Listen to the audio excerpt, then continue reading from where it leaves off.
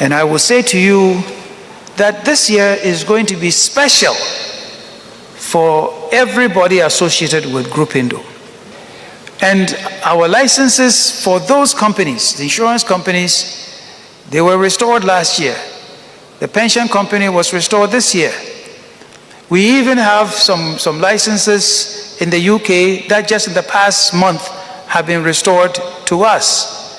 And we are looking forward to, in the next few weeks, having the GN Bank, GN Savings license restored.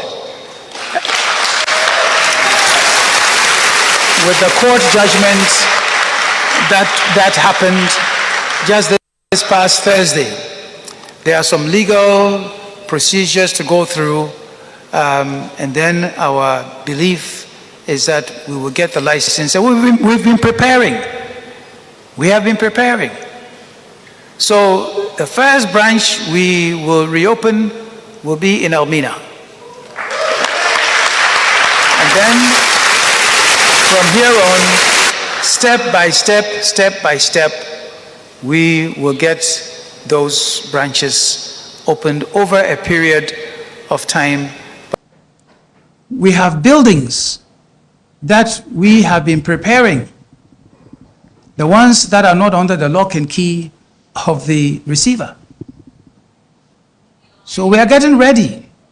So the human resource part, which is essential, we are ready to get the human resource applied in the field. The buildings, we have said out there that we're going to start perhaps with 10 branches where there's no controversy, there's no issue with the receiver or anybody on, and where there's not a significant need for major rehabilitation of the building. And which is why I have said the first branch we open is going to be in Elmina, what they call the Elmina Esuichi. A building that nobody can come and quarrel with me on, because it's my grandfather's house. And if you go there today, you will find there are workers doing work, resolving electrical matters that's there, looking to do pavement, blocks, anything that is required, they are working on it. I'm certain that within 3 weeks, all of that work will be done and will be ready. We have software that is ready. Software that is ready, that has been reviewed, that has been checked, that has been tested. And people standing by who will operate the software. We have the computers that are ready to work. And where we are going now, there are vaults there. We don't need to go and bring any new vaults. There are certain things that we need to buy, and we are ready to buy those things as well. So I've mentioned to you Elmina. If you go to Asylum Down, it's our own building that's there in Asylum Down. We're going to start from that one as well. My brothers and sisters, there are moments in this country when you sit down quietly and ask yourself one painful question. What exactly are we doing to our own people? Because when you look at the story of Papa Kwesi Indum and GN Bank, it's hard not to feel something deep inside. It's so hard. Imagine building a business empire from the ground up as a Ghanaian, not with foreign backing, not with endless international support, but through years of sacrifice, risk, sleepless nights, and belief in your country. Then imagine creating a bank that employed thousands of Ghanaians directly and indirectly. A bank that had branches across almost every corner of Ghana. A bank that ordinary women, ordinary market women, traders, teachers, and workers trusted. A bank that was rapidly becoming one of the strongest local financial institutions in the country. And then suddenly, everything comes crashing down. A new administration comes into office and announces a banking sector cleanup. Fine. Every economy needs regulation. Every financial system needs accountability. But the painful question many people still ask today is this: could GN Bank have been rescued instead of destroyed? Because according to many observers, shutting the bank down reportedly cost the state more than helping it survive would have cost. It cost the state more than helping it survive would have cost. Yet the license was revoked. Businesses linked to the man came under pressure. His image was dragged into political conversations. And just like that, years of work pushed to the edge. My brothers and sisters, think about the emotional weight of that, especially for a man already in his latter years. Many people never recover from that kind of blow. Some lose their health. Some disappear quietly from public space. Some lose the motivation to fight again. But this man, this great man of the land, Papa Kwesu Indum, did not disappear. That is a part of this story that deserves attention. The man kept fighting through courts, through public criticism, through financial pressure, through disappointment. Years later, the court reopened the conversation around his operational licenses and institutions.